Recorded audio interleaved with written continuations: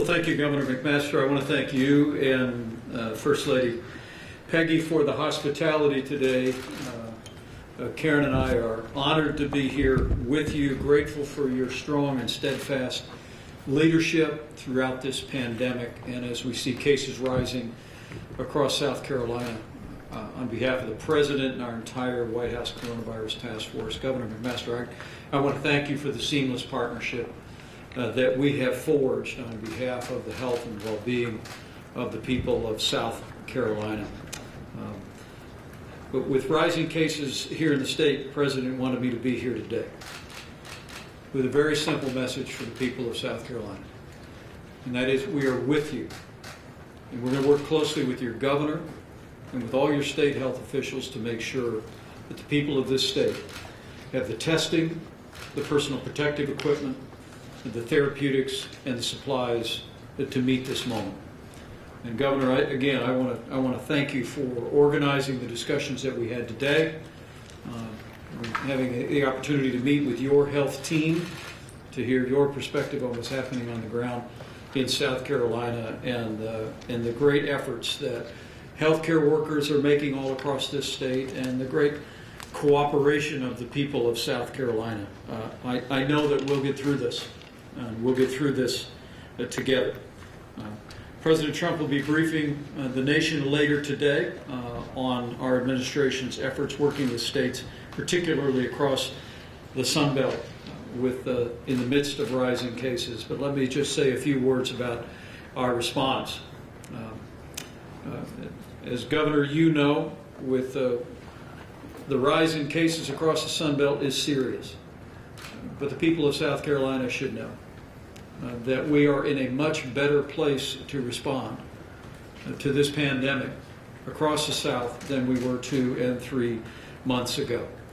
Because of the partnership we forged with your governor, with governors around the country, because of the whole of America response that President Trump initiated, that has taken testing to nearly 50 million tests having been performed across the country, the development of hundreds of millions of personal protective equipment, over 100,000 ventilators being constructed in 100 days, and the rapid development of therapeutics, whether it be remdesivir or convalescent plasma or others that are under active consideration at the FDA. That, combined with the Operation Warp Speed's development of vaccines, we are leaning into this effort, and we are in a much better place to make sure that your governor and your healthcare providers in this state have the support and resources to provide any member of your family with the level of healthcare that we would want for a member of our family. We're proud of what South Carolina has accomplished. Governor, I think in March you were performing roughly 540 tests per day, now nearly 10,000 tests a day. And I also want to commend you, Governor, for the efforts you've made protecting the most vulnerable. From very early on, we've recognized that seniors with serious underlying health conditions represent those most vulnerable to the coronavirus. And to that end, Seema Verma in a few moments will detail a plan that we unveiled last week, building on our efforts to focus resources and measures and standards on nursing homes. We announced last week that the federal government will be distributing point-of-care tests, 15-minute tests, to all 15,400 nursing homes in America, beginning at the end of this week. And Seema Verma, with the Center for Medicaid and Medicaid Services, will describe that. With regard to supplies, I'm informed, Governor, that as of July 9th, FEMA and HHS have delivered to South Carolina nearly 500,000 surgical masks, not including nearly 400,000 N95 respirators, tens of thousands of face shields and coveralls. And we've also made certain that you will continue to have the ventilators here in South Carolina that are needed for people facing the most serious consequences. Seema Verma will also talk for a moment about healthcare capacity. We are monitoring healthcare capacity across the Sun Belt. And while there are instances where some hospitals in states that are being impacted by rising cases, there are instances where individual hospitals are beginning to reach capacity. The report that we received today here in South Carolina and all across the Sun Belt is that overall hospital capacity remains strong. Hospital beds are available, but we launched a new website this week to make sure that hospitals are giving us real-time information so that we can continue to work with states to make sure that that remains the case and that hospitals have the supply that they need. But beyond all of that, and we're focused on saving lives, protecting our most vulnerable, but as we discussed today, we're also focused on reopening America, opening up America again and opening up America's schools. And Governor, I want to commend you for your steady efforts to put people of South Carolina back to work. I'm informed that more than 105,000 South Carolinians have joined or rejoined the workforce in the month of June, and your unemployment rate in this state has dropped from over 12% to just under 9%. I think the American people and people across this state realize that when it comes to a choice between dealing with the pandemic or opening up America, it's not an either or. We can do both. We all have a role to play. All of us need to do our part to practice personal hygiene, wash our hands, wear a mask wherever state or local authorities determine it's indicated or where their social distancing is not possible. But Governor, you're proving here in South Carolina that you can put this economy back to work, and you've already unveiled a plan to reopen schools across South Carolina, and that was much of what our discussion was today. And on behalf of the President and our entire task force, I want to thank you. I want to thank you for leading the way in getting our kids back in the classroom. We heard today from education leaders from across this state, and I was deeply inspired by the words that I heard.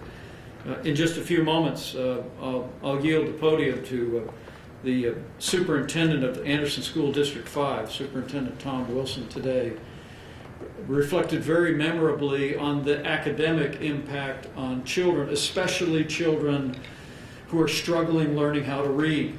And the reality is that without getting our kids back into school this fall, children that are struggling academically, children that are struggling with learning how to read will fall farther and farther behind with long-term consequences on their academic future and needs. Also, I was deeply moved today to hear from Janie Neely, the mother of a special needs 4-year-old by the name of Marsh.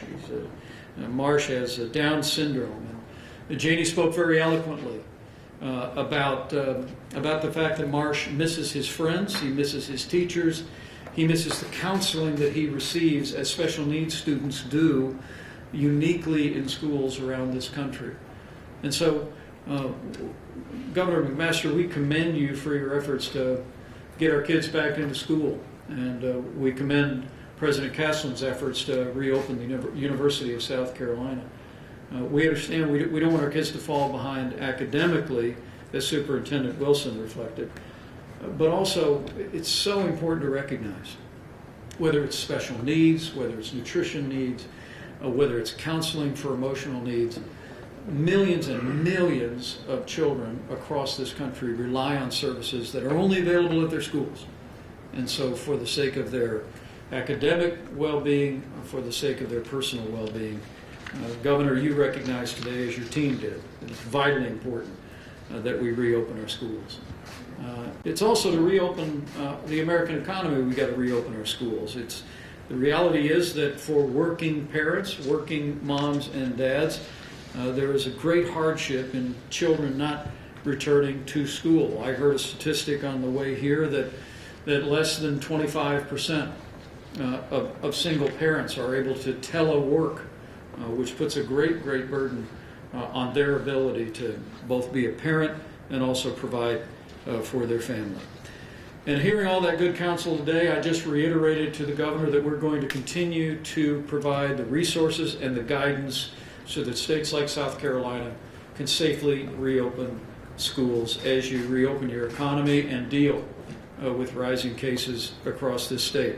I'm pleased to report, with a grateful nod to your congressional delegation, especially Senator Lindsey Graham and Senator Tim Scott, that we've already secured more than $30 billion in funding for states. $13 billion for elementary and secondary education and more than $14 billion for higher education. And I know, Governor, you just made an announcement about the distribution of those resources to school systems and universities here in South Carolina. I'll also pledge to you that our team is on Capitol Hill today negotiating and discussing Phase 4 of our recovery and relief legislation. And the President made it clear to our negotiators yesterday that we want education funding to be a centerpiece of any additional recovery efforts by the Congress of the United States.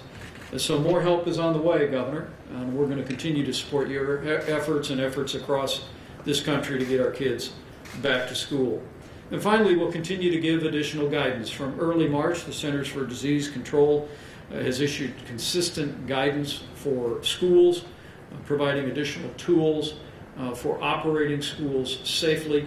And in the days ahead, the CDC will be issuing additional decision-making tools for parents and guardians, preparing K-12 school administrators for a safe return in the fall, and limitations and considerations on symptom screening and the like. That guidance will be forthcoming in the days ahead, and we look forward to providing that to you as well as to all the great education leaders all across this state. But finally, let me just say to the people of South Carolina what I said in the beginning, is that on behalf of the President of the United States and our entire White House Coronavirus Task Force, we're with you. And we're going to stay with you every step of the way until we put this coronavirus in the past. We're going to continue to partner with your governor and with all your health officials and your hospitals to make sure our healthcare workers have the support and the supplies that they need to render health care to anyone impacted by the coronavirus. And we're going to continue to work in ways that can open up the state's economy again and get our kids back into school. But we all do have a role to play. We can slow the spread. We can flatten the curve. We can save lives. What we saw when this pandemic first struck our country was that with the full cooperation of the American people, with the full support of our healthcare workers, we can accomplish those things. We did it in the greater New York City area. We did it in New Orleans and Michigan and other places. We have every confidence that with the full cooperation of the American people, the dedication of our healthcare workers, with the strong leadership of administrations like yours, Governor McMaster, that we will do it again in the Sun Belt. But I do want to encourage each one of your citizens, as I said before, to heed local guidance when it comes to wearing a mask, or just wear a mask when social distancing is not possible. Wash your hands, practice personal hygiene. Each one of us has a role to play, and we'll get through this, I know, by putting the health of our neighbors first, looking after the future of our economy, looking after the future of our kids, getting our schools back open again. We'll get through this, and we'll get through this together.